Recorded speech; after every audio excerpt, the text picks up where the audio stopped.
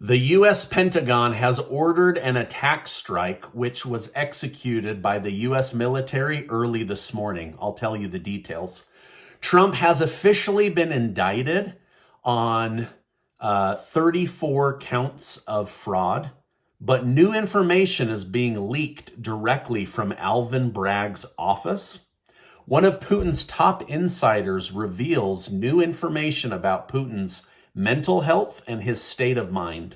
Thank you so much for liking and sharing these videos. It really helps me out. Also, make sure to listen to the end of this video where I'll tell you about my new $10,000 giveaway. Early today, Yahoo News released a report that claimed an insider who has been briefed on Donald Trump's case came forward with more details. The anonymous source stated that Trump would be charged with 34 felony counts for falsification of business records. Immediately after the news broke, Trump accused Manhattan's DA, Alvin Bragg, of illegally leaking this information to the press. Trump stated he must be immediately indicted. Now, if he wants to really clean up his reputation, he will do the honorable thing as district attorney, indict himself. So basically, they're trying to run a tight ship. But somebody in Alvin Braggs' office or Alvin Braggs himself leaked information to the press to try to damage Trump before he went into the courtroom. But Trump is already hitting back. This is highly illegal, but it's also very common. You leak it to the press anonymously, then the press does your dirty work for you. While we don't know if it was Alvin Bragg himself who leaked the information, whoever did so was right. After Trump appeared in court, he did plead not guilty to 34 charges. In 2 months, Trump will return for another in-person hearing to see where this case is going to go. In the meantime, Trump is expected to return to Florida, where he will make public comments from his Mar-a-Lago home sometime later today. Donald Trump's lawyer stated, Trump is Tupac. Trump is Biggie Smalls, and his indictment is only going to boost his image. Now, I don't know that he's either of those rappers, but he has been raising millions and millions of dollars as many Americans believe this is a political hit job. Now, the Trump case is getting mixed feedback. A former Southern District of New York prosecutor said the 34 counts against Trump are strong, while others are saying it's a weak case and the 34 counts are all small misdemeanors, which typically carry a small fine. They don't involve trying to get someone thrown in jail or get a federal felony. Now, my new friend, Judge Andrew Napolitano, he had on an attorney earlier today, and they both talked about how weak this case looks, how New York is hiding a lot of the details and being very vague. In fact, the one person is a Democrat lawyer that hates Trump, but said in her legal opinion, this looks very, very weak. So I don't know what the outcome of this will be, but I'll continue to keep you in the loop. Now, White House Press Secretary Karine Jean-Pierre commented on the case, stating, the president's going to focus on the American people like he does every day. This is not something that is a focus for him. So we have to trust her that Joe Biden is completely ignoring everything about Trump and the person running against him for president. But to Biden's credit, it does appear he is focusing on terrorists. Earlier this morning, the United States military killed a senior ISIS leader who previously planned to make attacks against Europe. The official was killed in a strike by the military, and thankfully no civilians were killed or even injured. Now, according to CENTCOM, or Central Command, taking out this particular ISIS leader will disrupt the organization's ability to do future terrorist attacks on other nations. So basically, the Pentagon found this guy, put in the order, Joe Biden as the chief commander, ordered the hit, and boom, the U.S. military struck. Now, White House National Security Advisor John Kirby has admitted that they were aware that some countries may be capturing United States citizens in an attempt to conduct prisoner swaps. So if you're going out of the country, please be careful. Now, in regards to the journalist from the Wall Street Journal who was recently captured in Russia, Kirby stated, "This is not a new tactic for Mr. Putin to detain Americans, and wrongfully so, and under ridiculous charges. But we don't know exactly what's behind this particular one, or whether it was motivated by the fact that we were able to negotiate for Britney's release." So basically they're saying we have an American Wall Street Journal journalist that has been captured by Russia, and we have no idea why.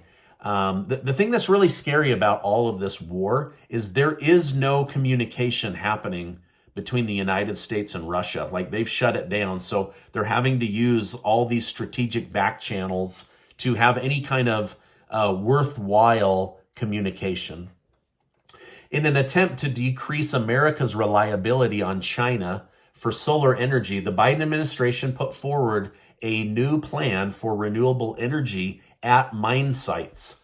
The plan will use $450 million of taxpayer money from the 2021 infrastructure bill. As of now, most solar components are made outside of the United States. So, to fit within Biden's promise of being more pro-American, he will attempt to have most of the solar panel components built here in the United States. That way we aren't fully dependent on foreign nations for oil. We're also not fully dependent on foreign nations for renewable energy.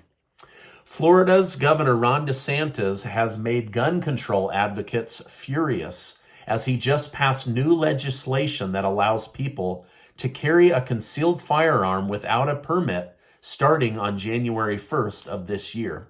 While critics are angry, Second Amendment advocates see this as a huge win, and Florida is joining the ranks of many other states. But how do you feel about this? Is it your constitutional right to be able to carry a sidearm, or does there need to be more, more rules around owning a gun? Let me know your thoughts down below. Stock indexes were down today by about 0.5%, which is a lot. And oil prices rose slightly. Gold and silver both rose, but gold crossed that $2,000 per ounce threshold. And many that believe in gold are very, very optimistic. Now, gold is up 21% since I first started telling you about gold and covering it on my show. So for those of you that went and got gold and silver, things are moving upwards. The country of Finland has just become the 31st official member of NATO, which has sparked massive tension with Russia as Finland borders the giant country of Russia. Putin previously declared that Finland joining the alliance would not pose an immediate threat on Russia, but he's now changed his tone. Russia released a statement responding to the news, which read, "Naturally, this forces us, Russia, to take countermeasures to ensure our own tactical and strategic security." So I don't know that we're going to see a repeat of Russia going into Ukraine when it comes to Finland, but they're now saying this makes us very nervous since Finland is right on our border.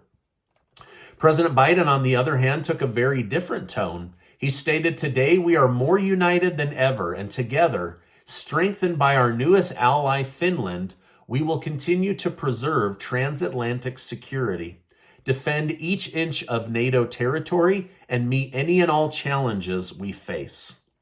A high-ranking member of Putin's regime has turned against Putin due to moral consciousness reasons.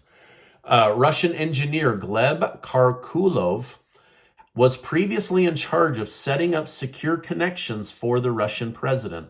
However, when the war took a turn for the worse, Gleb decided he didn't want to be a part of Putin's war crimes. During a newly released interview, Gleb detailed how Putin is a very paranoid man who is detached from reality.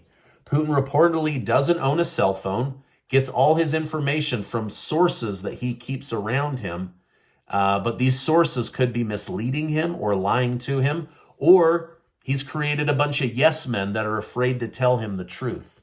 While Gleb admitted that Putin is in good health, he stated that Putin fears for his life and now prefers to travel in armored train cars as opposed to on airplanes. Putin reportedly went as far as to order a bunker that he could hide in to protect himself should things get down to that. Now, I thought it was really interesting that this guy said Putin is paranoid, but in good health, because we've been told that he's in very bad health. So this kind of throws a wrench in the gears of what we've all been told over the last little bit. So I'm not sure exactly what to believe, but this is what was in the news today. Now, yesterday I told you how OPEC plans to cut production in order to raise oil and gas prices. Well, today more information has come out that it appears the Saudi prince Mohammed bin Salman and Russian President Vladimir Putin could have been combining their efforts to conspire to raise gas prices in order to hurt the United States and embarrass Joe Biden. Both Putin and bin Salman have been very public about their dislike for Joe Biden and his entire family. Now, Casey and I have a new giveaway for the month of April. Thanks to generous video sponsors, we're going to give away another $10,000 of cash. One of you is going to win $5,000 in cash, and 5 of you are going to win $1,000 in cash. You can spend it however you want, and we're so grateful for the video sponsors allowing us to be a part of this incredible charitable gift. So I'll make sure to leave a link down below. Now, before you go, I want to remind you that you are amazing. Make sure to check out this super important video and hit that subscribe button. There's a lot of places to get your news, so thank you for stopping by here, and I'll see you on the next video.